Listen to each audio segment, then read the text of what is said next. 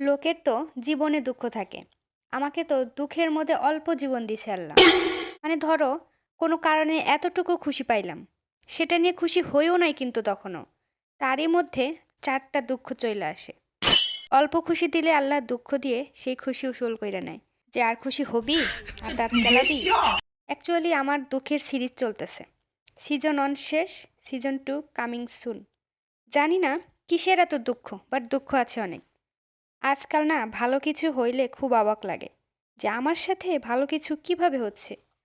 বেশি খুশি হয়ে গেলে আবার ভেতর থেকে আওয়াজ আসে, বাস বাস বাস কামিং সুন। মানে আমার জীবনে তো কিছুই ঠিকঠাক চলে না। মন ভালো তো শরীর খারাপ, শরীর ভালো তো মন খারাপ। সব ঠিক আছে তো কোথাও যাওয়ার নাই, কোথাও যাওয়ার আছে তো টাকা নাই। মানে বুঝি না, আমার সময় খারাপ নাকি আমার জীবনটাই খারাপ। কুকুরের পেটে যেমন ঘি সহ্য হয় না, আমারও তেমনি সুখ সহ্য হয় না। আর আজকাল তো কাউকে দুঃখের কথা বলতেও ভয় লাগে। আমি ওকে একটা দুঃখের কথা বলবো, ও আরও আমাকে 10টা দুঃখের কথা শোনাই দিবে। মানে সব জায়গায় কম্পিটিশন।